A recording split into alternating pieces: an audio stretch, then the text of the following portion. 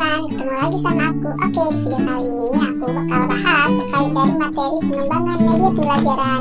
Nah, tanpa menunggu waktu yang lama, yuk kita simak bersama-sama materinya.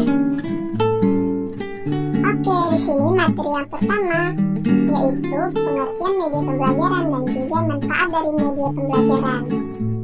Apa pengertian media pembelajaran dan manfaatnya, kelinci?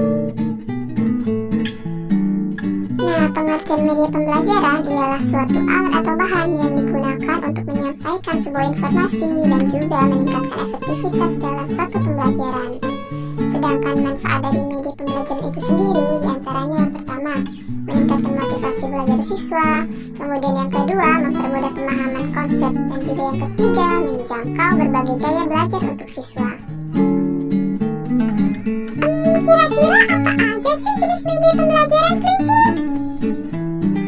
Nah, jenis media pembelajaran itu sendiri dibagi menjadi 3 bagian. Yang pertama ada media cetak, kemudian yang kedua ada media audiovisual, dan yang ketiga ada media digital. Lalu apa saja, kelinci, contoh dari jenis media itu?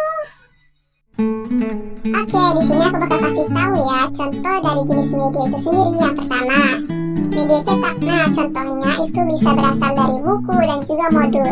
Karena kelebihan dari buku dan modul itu yaitu mudah diakses dan juga sangat portable. Terus contoh yang kedua dari media audiovisual. Nah, di sini contohnya bisa dari berupa video maupun juga audio. Di sini kelebihan dari media audiovisual yaitu sangat menarik dan juga efektif untuk visual anak-anak. Terus contoh yang ketiga yaitu dari jenis media digital. Nah, di sini kita bisa menggunakan e-learning maupun juga aplikasi. Kelebihannya itu sangat interaktif dan juga sangat fleksibel terhadap waktu. Terus apa sih prinsip dari pengembangan media pembelajaran? Nah, di sini ada 3 prinsip ya teman-teman. Yaitu yang pertama itu harus relevansi. Maksudnya ialah kita harus menyesuaikan dengan tujuan pembelajaran yang kita inginkan. Terus yang kedua itu dari kesesuaian. Nah, kita harus menyesuaikan dengan karakteristik sasaran, yaitu seperti apa sih karakteristik peserta didik kita. Terus yang ketiga dari interaktivitas. Nah, di sini kita harus melibatkan peserta didik dalam media pembelajaran yang akan kita gunakan. Lalu langkah apa saja sih yang harus kita lakukan dalam pengembangan media pembelajaran? Apa ya? Nah, aku bakal jelasin. Ada beberapa langkah yang harus kita lakukan dalam pengembangan media pembelajaran itu sendiri. Yang pertama dari analisis kebutuhan. Nah, di sini kita harus mengidentifikasi dulu kebutuhan dan juga tujuan yang akan kita capai. Terus yang kedua itu dari desain media. Sebisa mungkin kita merancang struktur dan juga tampilan yang menarik untuk para siswa.